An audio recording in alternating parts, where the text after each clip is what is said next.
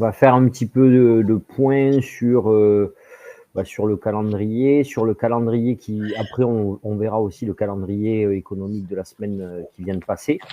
Un petit peu avant en lien avec la psychologie de marché.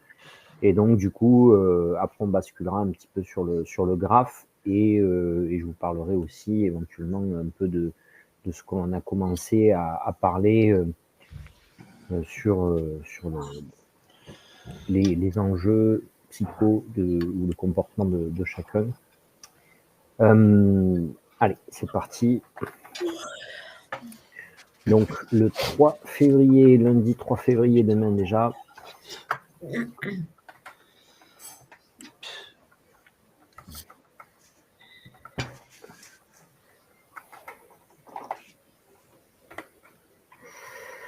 Lundi 3 février, donc lundi 3 février, on démarre bien la semaine. PMI manufacturier, bon, ce ne sera pas 15h45, on se le marque parce que c'est pendant la séance quand même. Et puis, on verra que dans la semaine, on va avoir notre PMI qui va compter et on va avoir à 16h l'ISM manufacturier.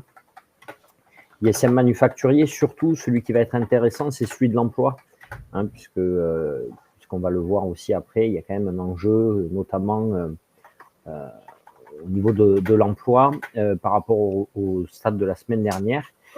18h30, on va avoir Bostik. Normalement, cette semaine, on va avoir pas mal de discours de membres du FOMC, de la Fed. Bon, c'est aussi logique puisqu'ils ont fait leur réunion la semaine dernière.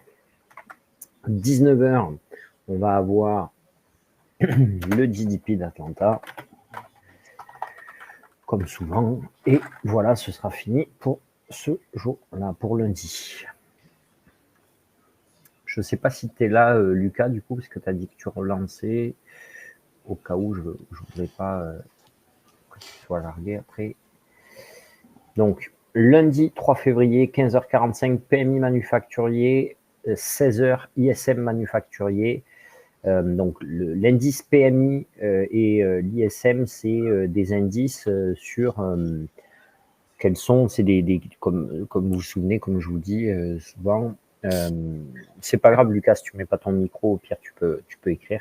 Comme je vous dis souvent, sinon, il faut que tu ailles sur ta bulle, sur ton nom, et tu as une icône micro là où tu as. Regarde, hop, je vais vous montrer. À côté des capsules. Hop, si je fais ça, voilà, ici, là, sur les capsules, là, tu dois pouvoir mettre ton micro. Oui. Donc, le PMI et l'ISM, c'est, vous vous souvenez, hein, c'est des questionnaires que l'on donne aux chefs d'entreprise pour savoir un petit peu comment ils se sentent par rapport à leur entreprise. Et donc, du coup, plus, si on est à 50, c'est qu'on est ni positif ni négatif.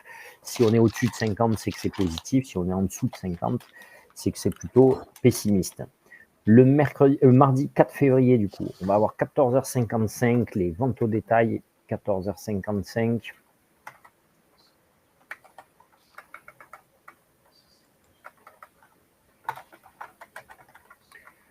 Ventes au détail. Hop, comme la semaine dernière.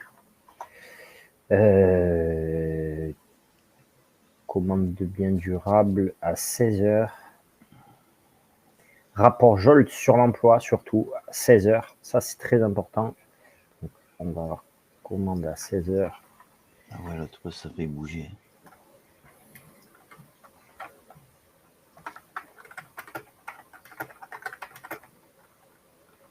Donc 16h surtout, rapport Jolt sur l'emploi. Donc mardi, vraiment, ne vous précipitez pas parce que c'est le rapport Jolt qui va dicter la journée. Hein. Donc on a de quoi attendre si on veut. On peut même commencer à trader à 16h ou avoir fini sa journée à 16h. Ce serait parfait. Comme ça, après, ils font un peu ce qu'ils veulent.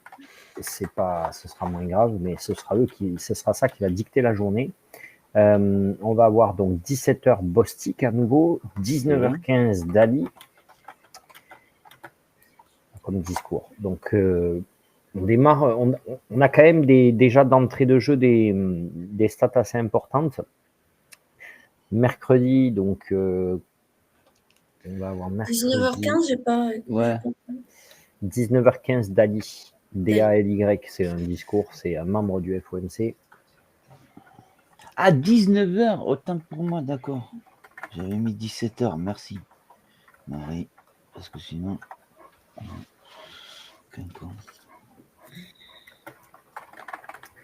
Alors, mercredi 5 février, on va avoir. Ça va commencer à 14h15 avec les créations d'emplois non agricoles. 14h15, création d'emplois non agricoles, mais ce ne sera pas ça qui dictera la journée. Ce qui va vraiment dicter la journée, ce sera à 15h45, normalement. Alors, 15h, on va avoir le discours de Barkin d'abord, pardon. 15h, on va avoir un discours d'abord. Bon, après ça, à 15h, c'est moins grave parce que nous, on n'y est pas. Moi, je me le marque aussi parce que je vais regarder un peu ce qu'ils disent dans les discours pour savoir un petit peu ce qu'ils notent. Je les regarde peut-être pas tous, mais quand même la majorité. Et donc 15h45, ça va être la stat pareil de la semaine, hein, du jour et de la semaine. Ça va être le PMI service, très attendu. Donc ça, pendant marché ouvert, donc vous précipitez pas de la même façon. Ne soyez surtout pas en position sur cette bougie-là.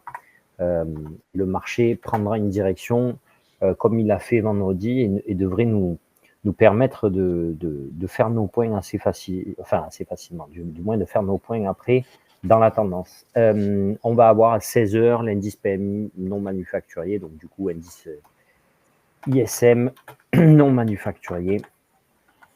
Bon, beaucoup moins important que le PMI service, puisque le PMI sera déjà sorti. Mais s'ils vont tous les deux dans le même sens, ça peut être bien aussi. Surtout qu'ils vont nous donner l'ISM des prix payés. Donc ça va être pas mal. Et de l'emploi, l'ISM emploi sera suivi aussi. Donc c'est à faire attention. 19h.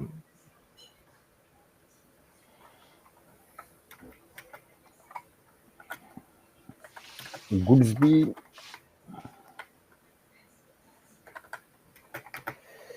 Et 21h, Bowman. Et on va avoir aussi en même temps à 19h le GDP d'Atlanta.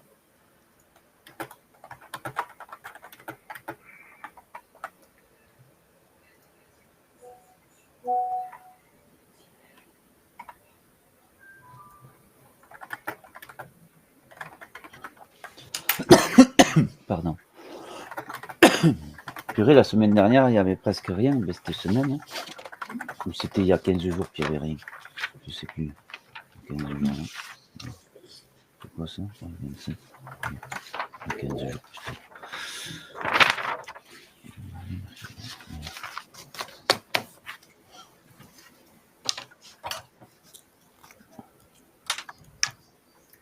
Alors, attendez, parce qu'apparemment, il y en a qui veulent rejoindre qui n'arrivent pas. On va voir, on va juste faire hop. Alors, on va juste faire ça. Action. Détail. Hop.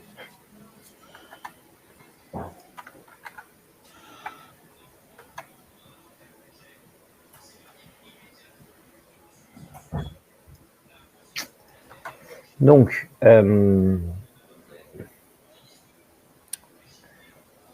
jeudi 6, on va arriver jeudi 6, des inscriptions au chômage.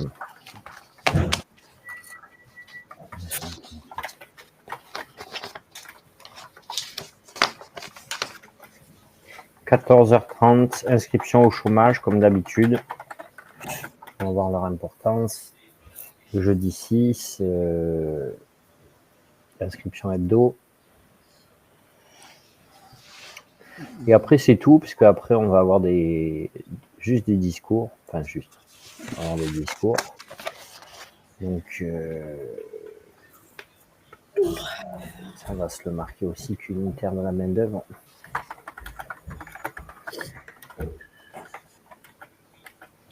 Alors, après, on va être donc sur 20h30, Waller, discours de Waller. Et du coup, en suivant, 21h30, discours de Dali. Bon, bien que ce serait... Voilà. Vendredi 7, salaire moyen, horaire moyen, ça c'est très important. Ça marche, ça compte aussi pas mal. À quelle heure? 14h30. Merci. Salaire, horaire moyen.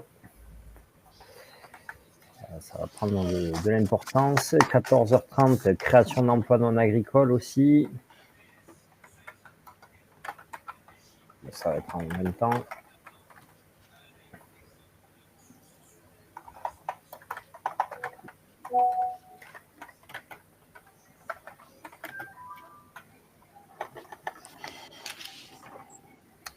Oui, je vais l'expliquer après, Lucas.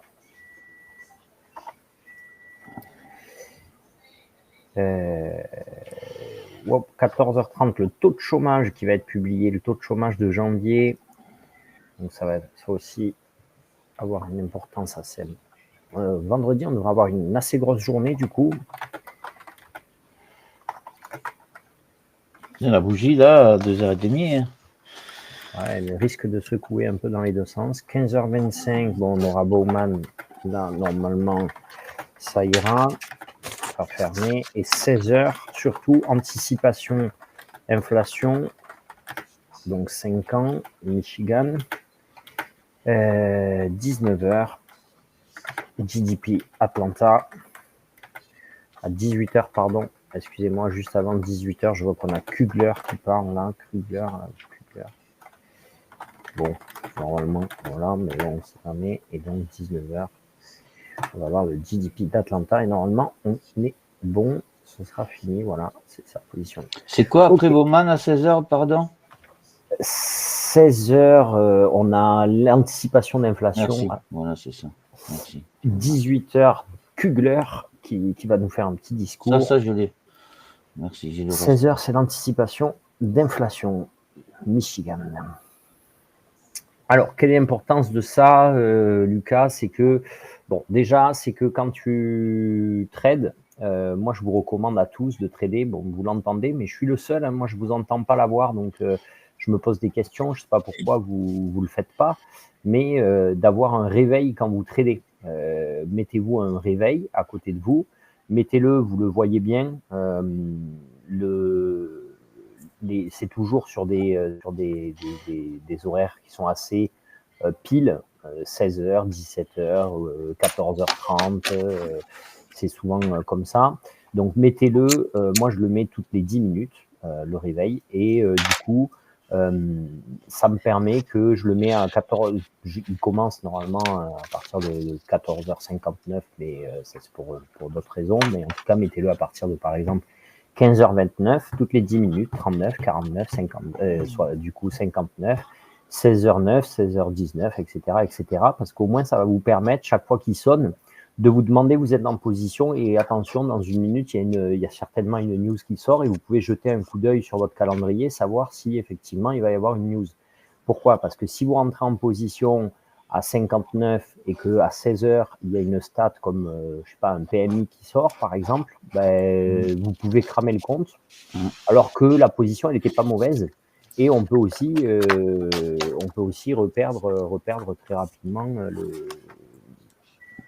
le marché peut revenir exactement au même endroit qu'il était très rapidement. Donc en fait, vous, ça vous a juste cramé le compte, quoi. Voilà. Mais le marché, lui, n'a pas vraiment bougé. Donc c'est un peu bête de se faire cramer comme ça. Donc déjà, ça évite ça. Oui, il faut éviter de se positionner clairement quand il y a une annonce. Hein. L'annonce, elle sert. Alors après, il faut savoir identifier les annonces qui vont servir de trajectoire pour la journée et les annonces qui sont des annonces plus économiques pour analyser aussi le travail de fond que je fais et qu'un jour, j'espère, vous ferez vous aussi. Donc, par exemple, là, le PMI manufacturier, l'économie américaine, c'est pas une économie qui est trop dans la production, c'est plutôt une économie de services. 75% du PIB américain dépend d'une entreprise de services comme nous en France. Et donc, ça peut être une stat qui va sortir, qui n'aura pas vraiment une grosse bougie, mais qui sert dans l'analyse, on va dire, dans l'analyse de la psychologie, comment peut se sentir le marché et ces petites données cumulées, qu'est-ce que ça peut avoir comme rapport, comme indication. Par contre, le rapport Joltz, par exemple, sur l'emploi, qui est un rapport en fait sur les nouvelles offres d'emploi, sur l'évolution des salaires, sur le fait aussi que il y ait des entreprises qui se piquent des salariés entre eux, etc. Ça va être très intéressant et ça peut créer une énorme bougie qui passe des fois un peu, comme on le verra après, qui peut faire plusieurs centaines de points. Mais ça peut aussi créer, normalement, de toute façon, quand ça crée une grosse bougie, ça crée également un sens pour la journée. Et c'est là tout l'intérêt pour nous, c'est que au lieu de trader cette bougie, on peut prendre le sens de la journée également. Voilà. Donc, d'où l'intérêt de faire le calendrier économique et après de faire le lien avec ce que l'on avait fait la semaine d'avant. Donc, comme je vous disais, la semaine d'avant, qu'est-ce qu'on a eu, On a eu quand même un marché qui allait toucher quand même un petit point bas et un petit point haut. Quand je dis le sens, oui, c'est vraiment le sens de tendance, s'il va être vraiment toute la journée, il va monter toute la journée, ou s'il va plutôt descendre toute la journée.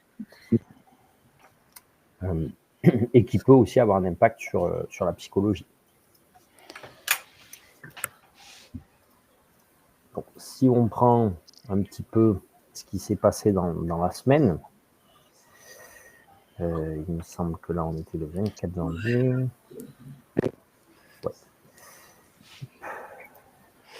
Alors, attendez.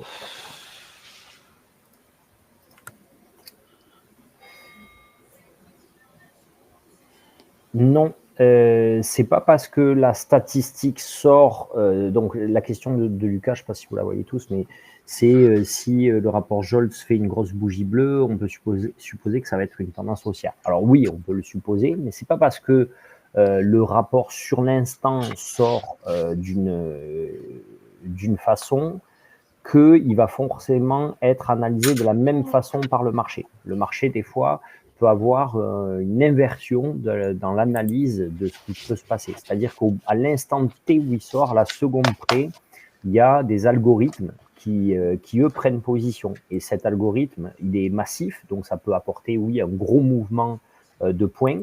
Mais par contre, peut-être que les traders, eux, vont l'analyser différemment et donc vont revenir sur la décision de l'algorithme et réépurer le marché. Donc c'est pour ça qu'on peut avoir quelque chose qui peut partir très fort bleu et en fait finalement après prendre une tendance rouge sur la journée. Bon, ça reste assez rare, mais ça arrive. Généralement, oui, globalement, si l'analyse est haussière. Alors après, par exemple, qu'est-ce qui peut créer cette inversion? Qu'est-ce qui peut créer des bougies, par exemple? Bon, là, il faudrait... le chômage, souvent, ça le fait. Voilà, c'est ça. En 1 heure, on peut... Bon, je ne vais pas me fatiguer à le trouver parce que peu importe, mais en gros, il y a exactement la statistique, par exemple, comme le chômage, c'est celle que j'allais prendre.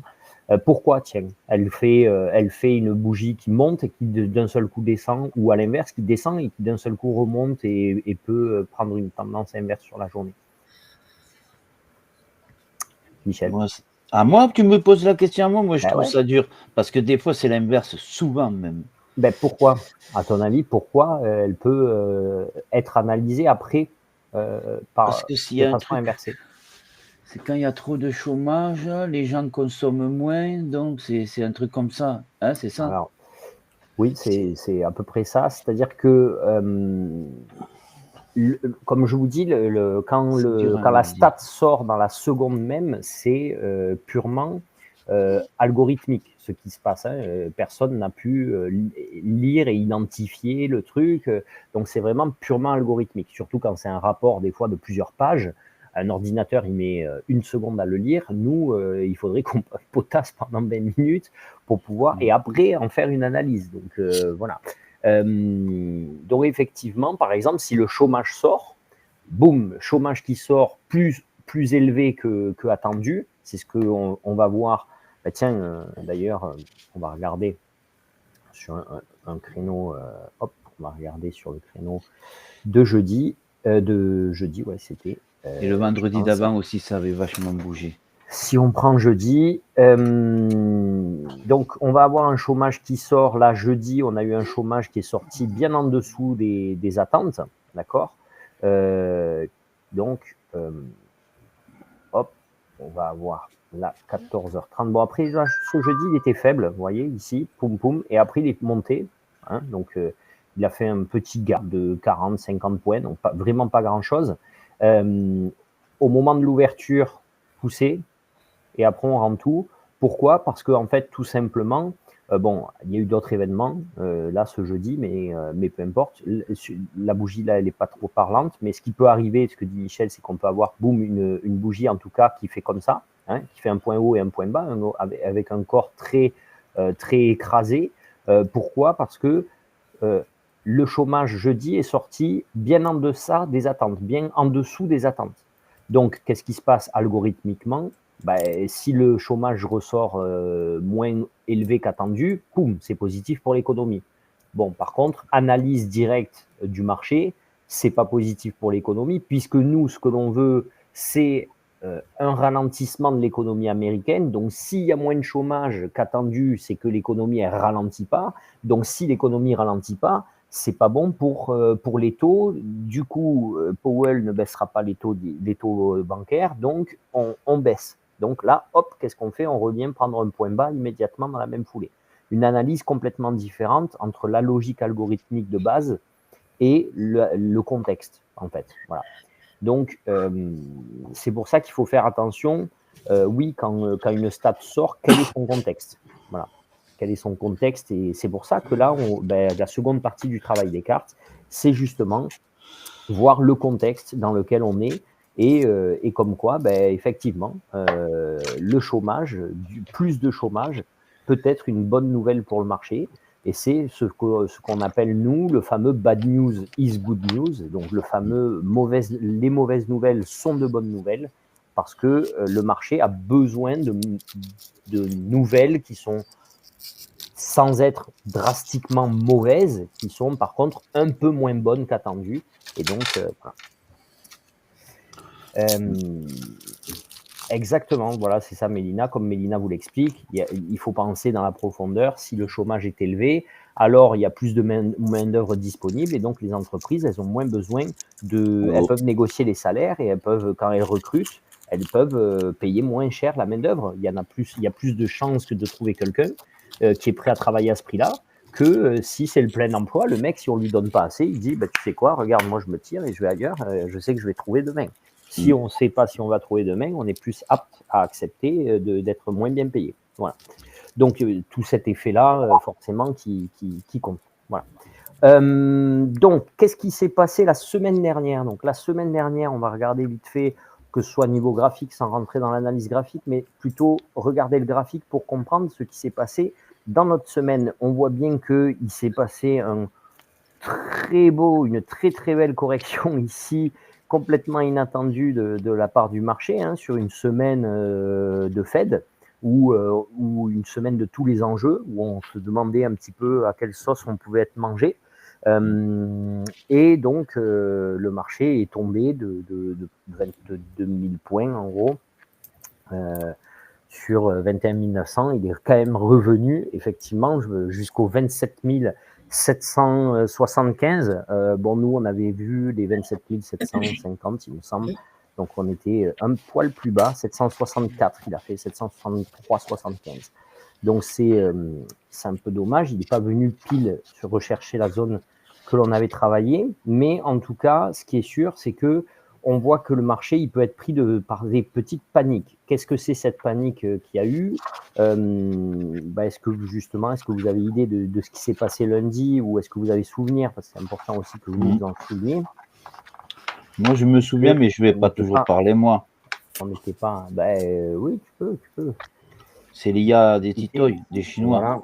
Voilà, c'est l'apparition de DeepSeek. DeepSeek, les Chinois ont sorti une intelligence artificielle qui concurrence ChatGPT et toutes les autres ChatGPT la plus connue, mais OpenIA, etc. Toutes les autres IA américaines, et donc en fait avec des coûts bien moindres. Donc en fait surtout 100 fois moins élevés que les coûts de l'IA américaine. Donc forcément, un petit vent de panique un peu sur les marchés américains, parce qu'on se dit, si les Chinois sont déjà au point et puis peuvent déjà nous concurrencer avec un investissement bien moindre que celui dont ont besoin des entreprises américaines pour développer leur IA, quelque part, l'économie américaine devrait se poser et ne plus être sur ce vent en poupe de l'IA. Alors, ça a été l'effet vraiment immédiat. On voit que après, à l'ouverture, le marché s'est plutôt rattrapé et a plutôt consolidé pour essayer toute la semaine de récupérer le point haut. Alors pourquoi il a pu faire ça? Donc on va commencer le premier point. Dès le départ, ça serait un peu quelque part, ça permet aussi d'équilibrer les choses au niveau du marché américain. Comme on veut que l'économie ralentisse quelque part, si on a moins de performance, ce serait pas plus mal si pour que l'économie ralentisse, ça irait dans le même sens. Deuxièmement, c'est que quand même, on a un effet aussi qu'on connaît. Les Chinois sont très dans la communication. On va se demander maintenant quelle va être la réalité de la chose, la réalité de leur technologie. Est-ce que vraiment ils sont aussi performants que peut l'être le OpenIA ou ChatGPT, ou enfin que peut l'être l'IA américaine, ou est-ce que juste ils ont sorti un petit peu ça pour aussi jouer l'intox un petit peu de bras de fer, de dire qu'ils ne sont pas à la traîne et qu'ils sont aussi capables de faire à moindre coût, puisque c'est quand même ça pour la Chine qui est important, c'est de toujours montrer qu'ils sont capables de faire aussi bien pour moins cher. Et donc, rester dans cette dynamique-là, est-ce que c'était un peu du coup de l'intox, un peu du vent, ou est-ce que c'était réellement, concrètement, la même forme? On a aussi Alibaba qui a publié une partie d'IA qui serait aussi compétente que celle des Américains. Bon, reste aussi à mettre en place que il paraît que sur DeepSeek, quand même, si on demande ce qui s'est passé à Tiananmen, elle ne sait pas. Et si on demande un petit peu, si on pose des questions sur la liberté, le pouvoir démocratique, il est un peu embêté pour répondre aussi. Donc, Erreur 404. Ça pose aussi des questions. Comme nous, on avait eu des questions avec certains qui avaient pu débattre sur des propos un petit peu racistes de la part de l'IA quand elle était sortie. De la même façon, eux, il va falloir qu'ils canalisent de savoir qu'est-ce qu'autorise le gouvernement chinois comme communication et en quoi cela peut limiter le développement de l'IA, puisqu'il ne faudrait pas que l'IA ne puisse pas aller rechercher et s'enrichir dans une base de données qui ne correspond pas au discours du président et qui du coup pourrait se retrouver en retard à cause de ça.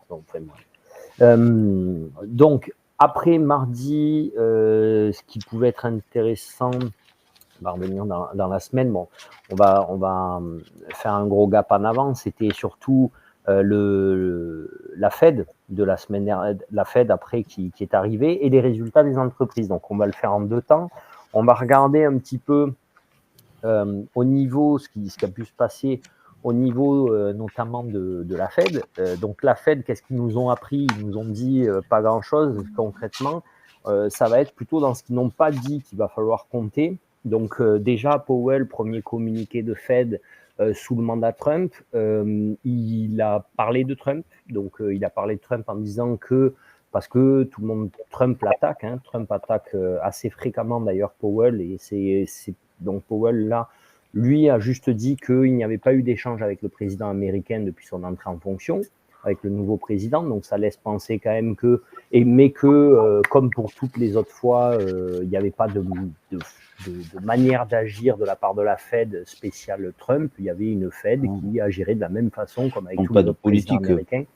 Voilà, qu'ils agiraient comme avec tous les présidents américains et qu'ils prendraient des décisions en fonction de ce qui était mis en place comme décision et pas en fonction de la personne qui était président.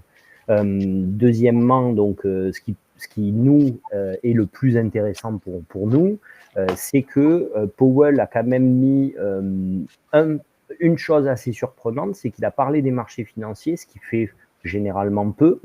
Il a quand même dit que la valorisation des actifs était élevée, hein, donc, et que la Fed le remarque. Il a dit, en prend note ou le remarque, quelque chose comme ça, donc en voulant dire que quand même, ils sont au courant. Voilà, donc ça, c'est quand même important, parce que quand on voit qu'on est sur un marché qui se rapproche de 27, 28 fois les bénéfices, c'est des bulles, quoi. Les bulles, normalement, c'était à 26 fois les bénéfices. Là, on est même monté à presque 30 fois les bénéfices, donc c'est énorme.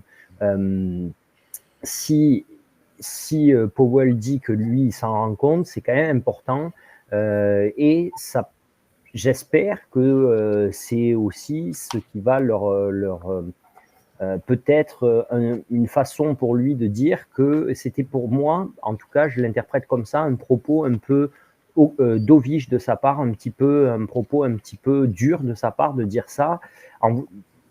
Je pense que son intérêt à le dire, c'était de dire que pour lui, il n'a pas la pression de baisser les taux parce qu'il trouve finalement que le prix des actions est haut. Et quelque part, comme je vous avais dit une fois, c'est un peu le serpent qui se mord la queue au niveau des actifs. C'est qu'on veut que les taux baissent, mais on n'aide pas la Fed à faire baisser les taux en faisant que le marché soit toujours de plus en plus haut. Puisque quand même, sur les marchés financiers, ce que l'on vient créer, c'est de l'économie de capital. C'est fabriquer de l'argent avec de l'argent, sans effort. Donc, c'est fabriquer de la valeur ajoutée sur quelque part sur juste de la valeur, d'accord, sur un peu, si on peut dire, pour être grossier, sur du vent, c'est-à-dire qu'en face, il n'y a pas de produit. Donc, du coup, on génère quelque part de l'inflation, puisqu'on génère du cash, on crée de l'argent sans effort, sans contrepartie. La contrepartie, c'est juste l'investissement risque. Donc, si demain, je fais un bon placement et que quand même, s'il y a quelques années, parce que si on regarde en 24 mois, si je ne me trompe pas, on a largement doublé. Si on était 2023, 2023, janvier 2023, regardez ça, ici, on va peut-être se décaler un petit peu. Voilà, plus historique, ok. Janvier 2023 ici, voilà, on est plutôt sur 10 000 points.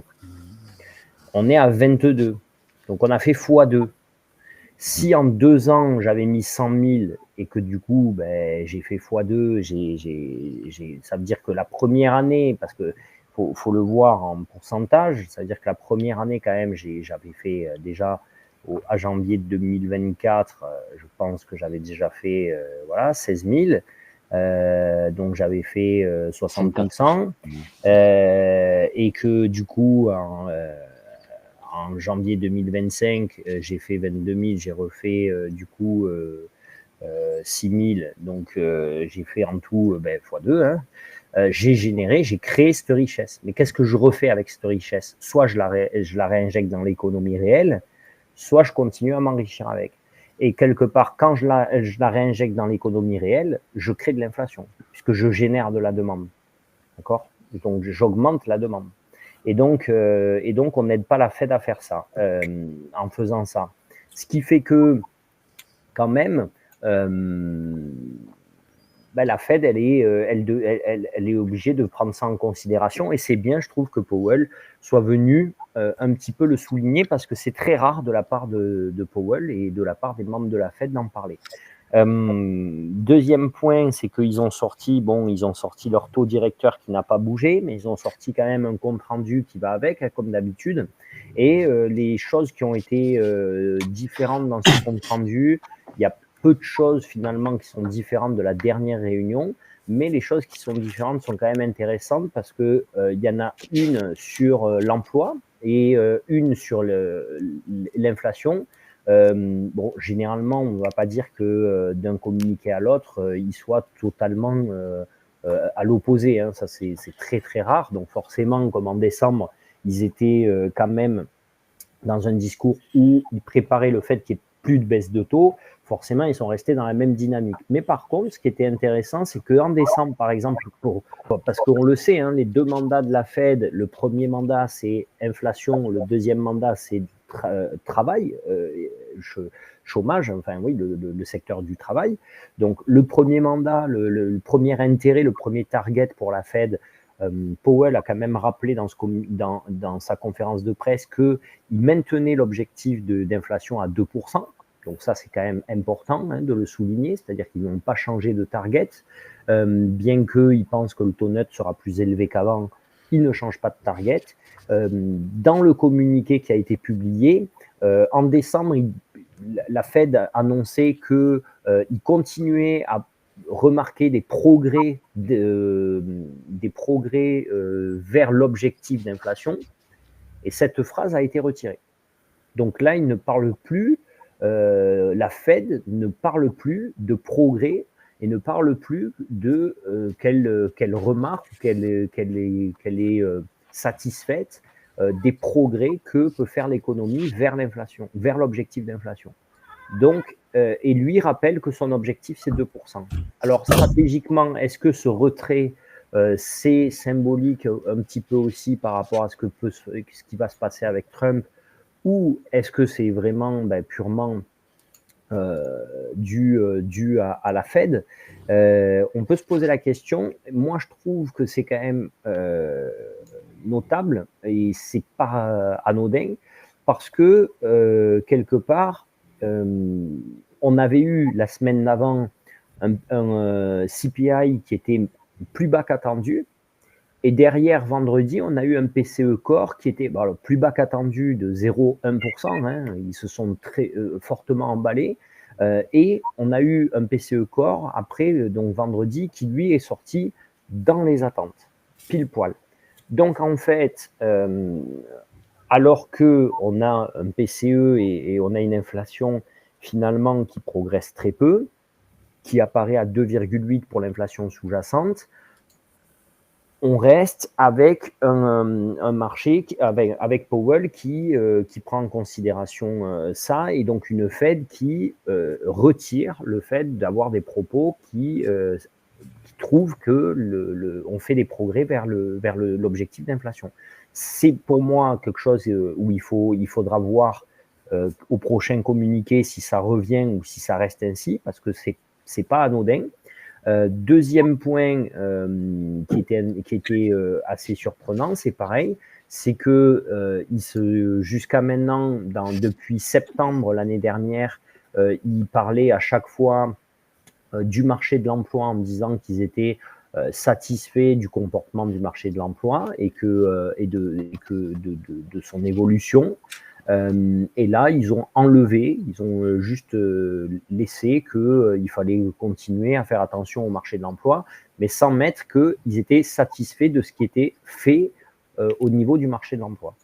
Et on constate que au niveau du marché de l'emploi, sur la semaine qui vient de passer, on a quand même eu, alors qu'on attendait 224 000 inscriptions hebdomadaires au chômage, on en a eu seulement 207, et c'est un gros gap, c'est un gros écart qu'il y a, puisque regardez, hein, quand même, on est alors, on va dire, là 50 c'est trop, mais on est, vous voyez, sur vraiment un point bas. On était quand même à 223, 217, 220 pendant un moment, on avait plafonné comme ça, et là on est venu retoucher un point bas du 8 janvier, tout début d'année. ça montre quand même encore et encore une résilience de la part de l'économie américaine. Regardez le 8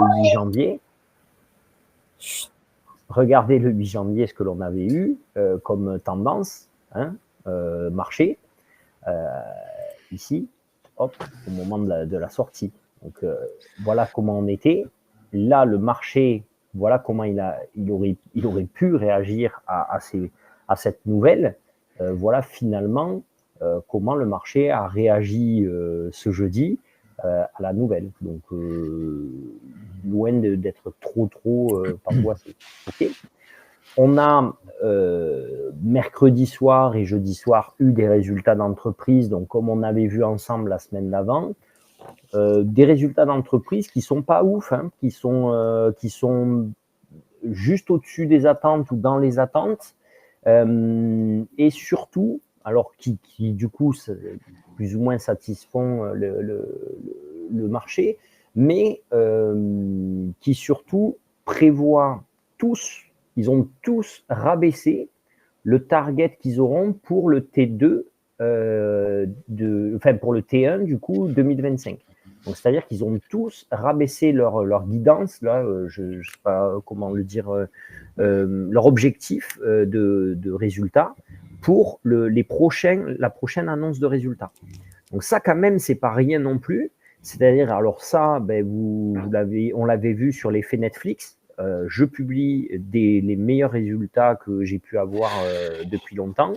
Et en même temps, je publie que je vise moins pour la fois d'après. Ça avait plu au marché et ça a continué de plaire au marché. On le voit bien ici, puisqu'on a repris toute une hausse toute la semaine. Ça a continué de plaire au marché. Pourquoi ça a continué de plaire au marché? Parce que le marché se dit, eh ben ok, si les entreprises prévoient un premier trimestre 2025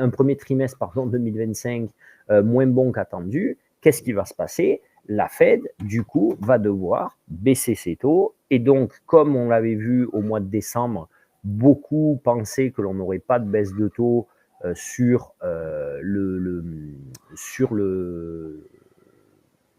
l'année 2025.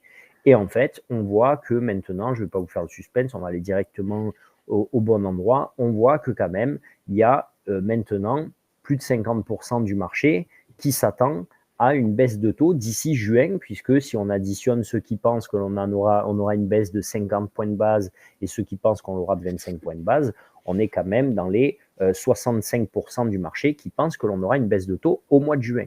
Alors que finalement, on était sur l'idée d'une potentielle une seule baisse sur l'année 2025. Donc là, le marché a pris un gap, a mis un coup de boost, un coup d'accélérateur en se disant que les résultats d'entreprise moins bons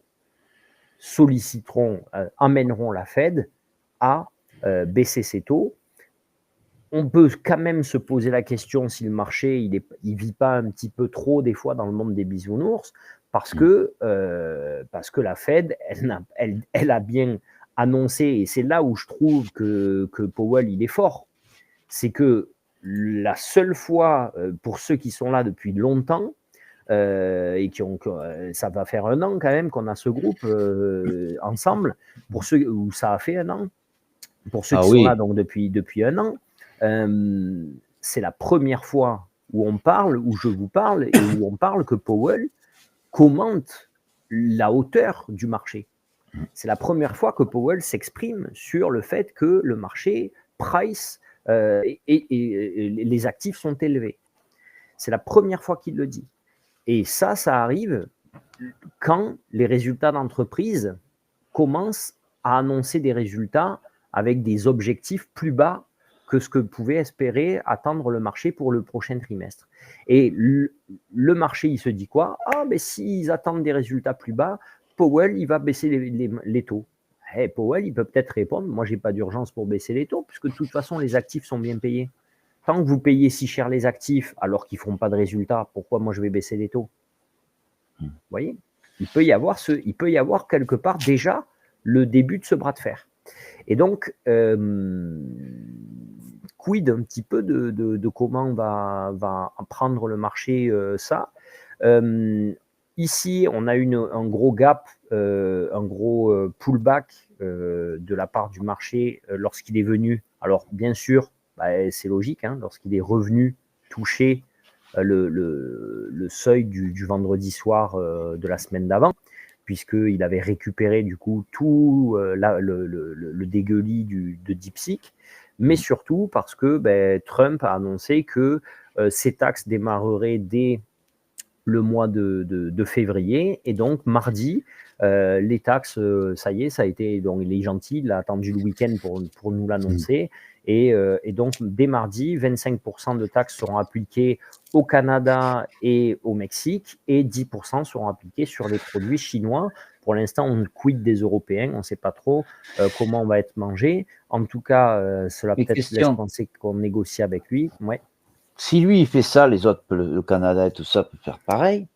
C'est la peur qu'à la Fed, puisque c'est ce qu'avait dit Kashkari, si on parle d'escalade, c'est-à-dire qu'on parle de combat un petit peu, ah ben moi comme toi tu l'as fait, moi je le fais, et puis si eux le font, lui il va redoubler, au lieu de 25, il va mettre 40, et puis si lui il met 40, eux ils mettront encore plus, etc.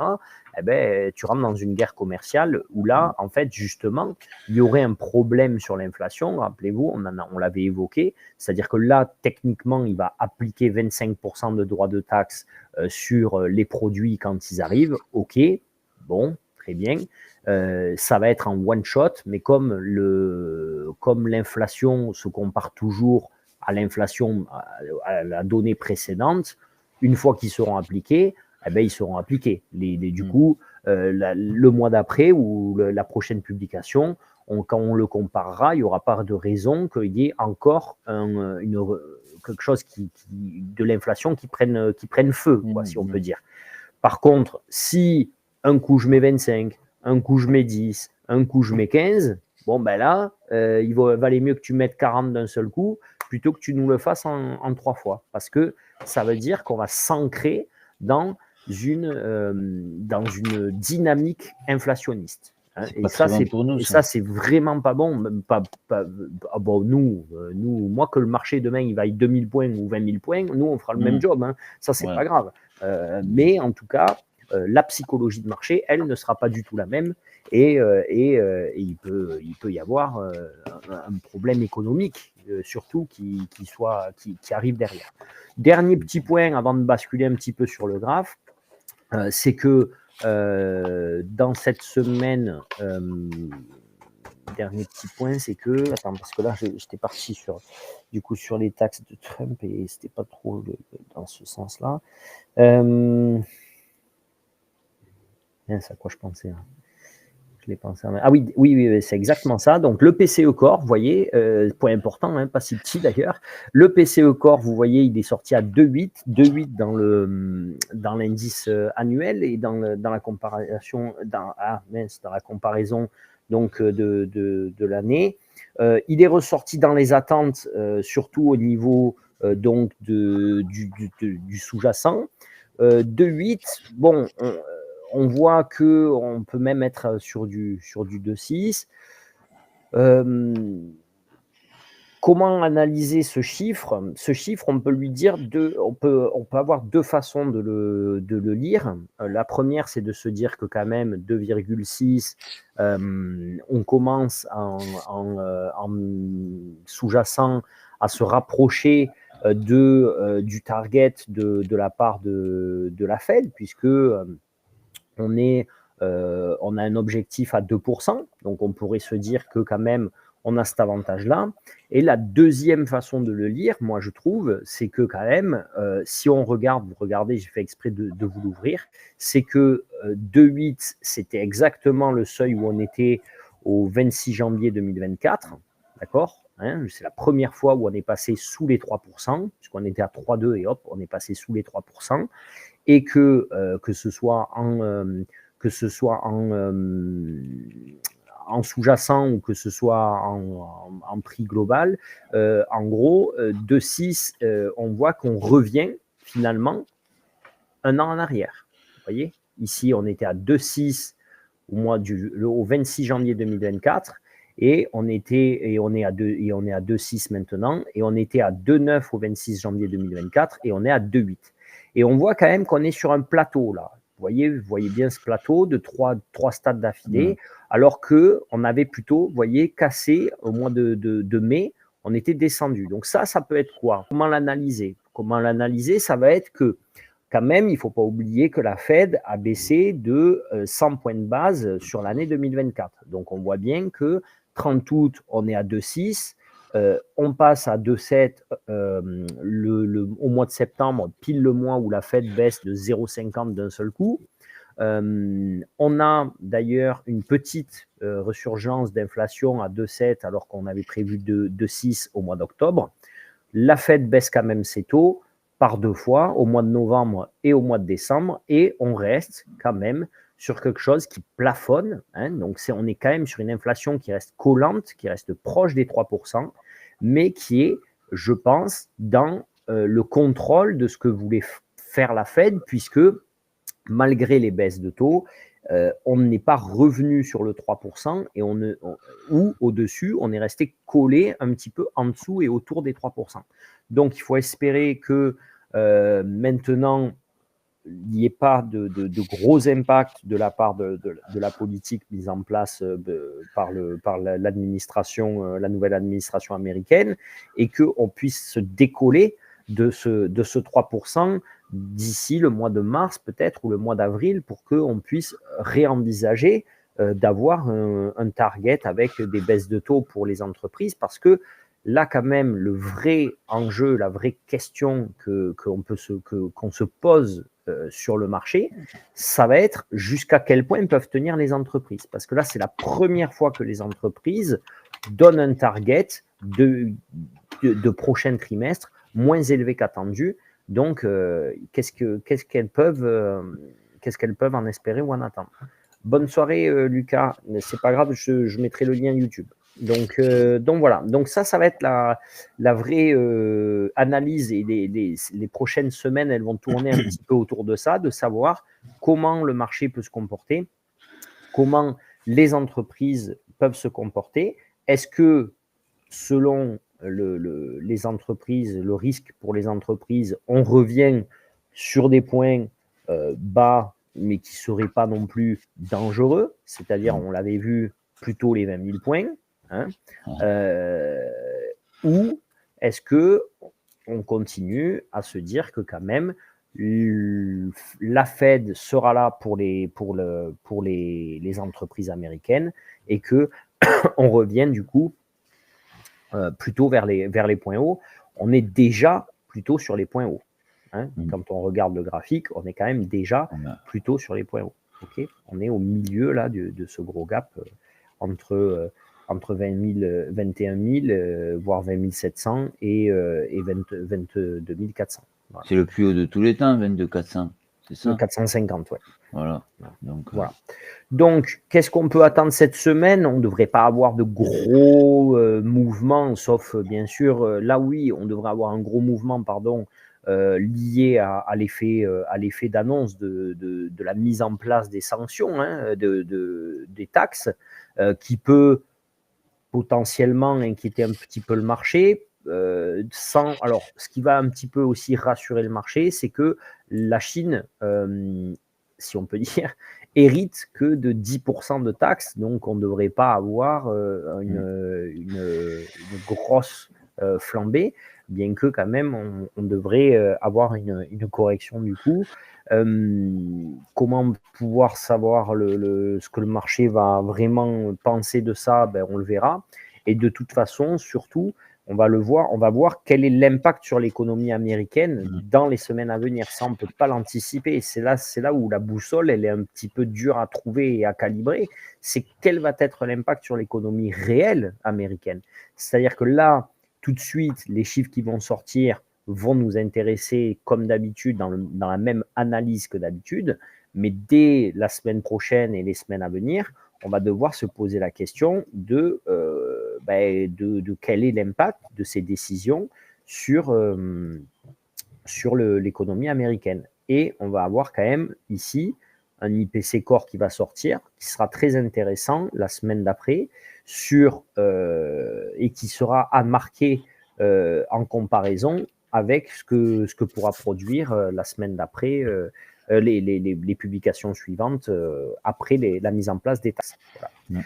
Donc, pour cette semaine, pour moi, soit le marché là, l'ouverture, on a un gros rouge et il peut revenir, comme on l'a vu avec DeepSeek, revenir sur les points bas.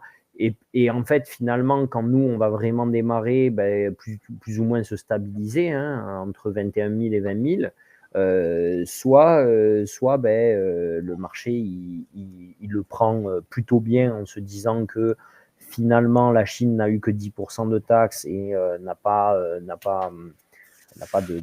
Je pense que d'ailleurs, ce retournement ici, il était lié au fait qu'il y a eu de l'information qui circulait, que c'était. Bon, de toute façon, Trump avait dit que c'était à partir du mois de février qu'il appliquerait les taxes et que la décision allait être prise là dans le week-end.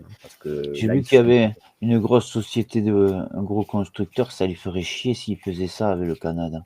Qu'ils dépendaient du Canada. De toute façon, il y en a plein à qui ça va faire chier, forcément. Après, je me rappelle plus. Ils l'ont élu, donc ils ont ce qu'ils ont voulu. Donc maintenant, il n'y a plus qu'à. Voilà, il n'y a plus qu'à. C'est bizarre, mais qu'est-ce que tu veux. Voilà. En tout cas, je pense qu'on devrait pouvoir revenir titiller les 21 000 points dans la semaine, honnêtement. On ne devrait pas avoir, si vous voulez, alors à mon sens, c'est mercredi, ça va être intéressant de voir cette semaine, elle va être assez intéressante en fait, plus qu'au niveau graphique, elle va être assez intéressante au niveau psychologie de marché. Pourquoi ? Parce que, comme je vous ai dit, là, c'est la direction que va prendre la psychologie qui va être importante pour nous. Demain, ouverture du marché avec l'application des droits de douane qui ont été annoncés dans le week-end, on va voir comment réagit le marché. Le lendemain, rapport Jolt sur l'emploi, on va voir comment se comporte le marché de l'emploi. Et donc, comme c'est la Fed a retiré l'idée qu'il faisait des efforts, enfin qu'il se comportait bien, à voir si c'est le cas ou si il reste dans la dynamique de jeudi et que du coup le marché de l'emploi est plutôt finalement sur une dynamique positive. Mercredi, PMI des services, à voir si le marché, donc du coup, vu que les entreprises du Nasdaq ont annoncé des résultats en disant que pour le mois prochain, pour le trimestre prochain, pardon, elles prévoyaient des résultats avec des objectifs moins élevés qu'attendus. Est-ce que ça se ressent dans le PMI ou pas ? Est-ce que le PMI il va sortir du coup ? Parce que moi, personnellement, là, c'est ce que je m'attends du coup. Je m'attends à ce que le PMI soit moins bon qu'attendu. Si le PMI reste meilleur qu'attendu alors qu'on a ça, je me dis, c'est des éléments contradictoires. Donc, c'est des éléments contradictoires. Et du coup, quel peut être le comportement de la Fed face à ces éléments contradictoires ? Ça donne un argument de plus à la Fed pour ne pas baisser ses taux. Et après, jeudi, vendredi, on restera sur le chômage et donc dans l'analyse de ce que l'on aura vu. Dur de vous dire un petit peu vraiment, parce que j'ai un peu zéro doute de comment va être interprétée la news du week-end. À mon sens, on devrait revenir sur le 20 000, entre 20 et 21. Donc, on peut revenir, nous, au moment de l'ouverture. Alors, ce qui pourrait être intéressant, forcément, c'est le 21 700, là, même 625, là, vous voyez. Comme la dernière fois, il était tombé. SEM, et oui, ouais. Il peut tomber, parce que sur la news, là, qu'il y a eu dans le week-end, de toute façon, elle n'a pas pu être absorbée. Donc, à voir comment elle est absorbée au moment de l'ouverture. On peut avoir, comme on a eu là, tu vois, à minuit, c'était quand même un gap ouverture 771, alors qu'on avait clôturé le vendredi à 907. Donc, on perdait 130 points déjà dès l'ouverture, dès la bougie de minuit. Ouais. Là, on peut très bien, dès la bougie de minuit, perdre pareil, une 130 points ou 150 points et passer du coup de 580 à 450 sans trop de problèmes et on serait même toujours sur plutôt le plus haut que la semaine d'avant. Et donc du coup, après avoir, on a donc potentiel pour moi d'aller chercher donc du coup le 700, 20 700, voire moi je trouve qui est plutôt bien 20 625, À 20 25, j'avais marqué 27. 625, 625. Et Merci. après, à voir là sur le mois de février.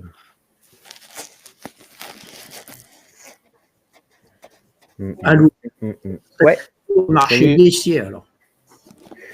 S'ils analysent la taxe de Trump comme un élément mauvais, bon, je vois pas comment ils pourraient l'analyser comme un élément positif.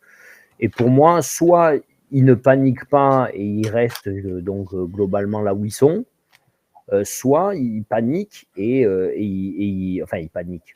C'est un bien grand mot, mais ils perdent 2%. C'est pas très grave, quoi. Voilà. Ici, Là, on tout voit ça. bien. On Pardon, voit vas-y, bien vas-y. qu'ils sont venus reprendre appui. Vous voyez ce canal vert là, Mm. ce trait vert là, ils sont venus, regardez ici, pam, il avait pris appui une fois, il avait pris appui une deuxième fois. Et là, quand ils l'ont percé, ils l'ont réintégré ici. Donc s'il marche bien celui-là, parce qu'ils l'ont réintégré là. Quand ils l'ont réintégré, ils sont revenus prendre appui. Là, tac. Ils ont remonté, ils sont revenus prendre appui. Ils sont remontés et là, ils sont revenus prendre appui. Donc là, soit troisième passage avec la news, pouf, ça casse. Et donc, du coup, là, le point bas, il ne va pas tenir. 370, il ne tiendra pas. Soit ben, il ne panique pas, il reste en range. Et comme lundi, il n'y a pas de news cruciale qui pourrait changer le target, ils rangeront entre 21 700 et 21 500. Voilà. On verra là à minuit, en fait. Hein, on sera fixé déjà. Voilà. Parce que de minuit à 15h30, c'est pas possible quoique c'est pas possible qu'il redescende déjà jusqu'à 20 600. Il passe Qu'est-ce tout qu'il dans la avait fait nuit. ici? Regarde.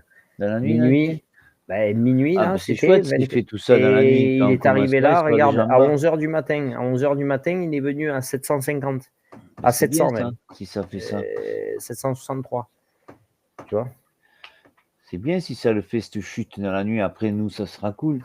Nous, Moins c'est ce cool. qu'on a eu. Regarde, après, 15h30, là, poum, poum, ils sont remontés à 430. Alors Il arrive la qu'à même 11h, chose. on était à 700, 21 430. Ils ont fait 700 points en ligne droite. Donc ça, nous, ce sera bien pour nous. Oui, ça, c'est sûr. C'est Ils cool. peuvent. Ils peuvent. Voilà. Super. OK. Donc voilà, on peut, moi je pense, sur l'effet là de la bougie de minuit, revenir, oui, sur pourquoi pas, sur un 250 ou un 21 000 d'ici que le marché ouvre, mais au moment de l'ouverture, réintégrer les 21 400 là, par le marché, parce que pour lui, finalement, il peut se dire que les Américains, ils veulent voir avant de paniquer. Parce que quelque part, peut-être que ce ne sera pas si grave que ça pour eux de payer des taxes, que les autres payent des taxes. Ouais. Okay. Voilà. Et donc, pour moi, on ne sortira pas. Donc, j'ai du mal de toute façon. Alors bon, pas que je sois pessimiste, mais quand même, on commence à être sur des 22 000, sur des points un peu élevés. J'ai du mal à imaginer qu'on puisse casser les 22 100. Ah oui, pardon, pour ceux qui n'ont pas loupé, on n'a pas pris les résultats de la semaine. Oh là, qu'est-ce que j'ai failli faire? Résultats, la semaine là qui arrive, on a quand même deux petits bébés qui Voilà, le sortent. soir. Quoique, attendez, qui on a? Oh là, j'ai failli oublier ça, c'est fou là, qu'est-ce que je fais moi? On a qui arrive là? C'est toujours Google. Post-Market. Oui, toujours. Google qui arrive, voilà, je savais qu'il en manquait. Google, AMD aussi, Google, AMD, ça c'est des. Donc mardi soir, Google, AMD, c'est du lourd. C'est du lourd. Mardi.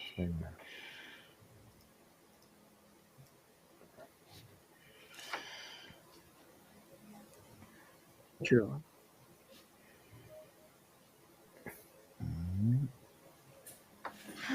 Ah, il peut se marquer.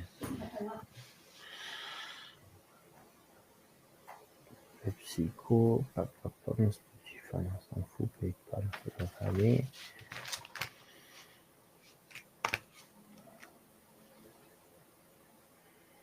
Bon, mardi, il y a du monde. Hein. C'est qu'il y a après mercredi, Toyota, Walt Disney, ARM, Qualcomm, c'est pas mal. Attends, on va faire parce que là j'en ai trop. Donc ouais, mardi soir ça va secouer. Mercredi Walt Disney, Qualcomm, du coup, Qualcomm, ARM, pourquoi pas. Et jeudi Amazon, voilà, je l'attendais. Jeudi Amazon, donc ça on va se le marquer de suite. Alors, on a dit n'avait mardi, pas Amazon avec Apple cette semaine qu'on vient de faire.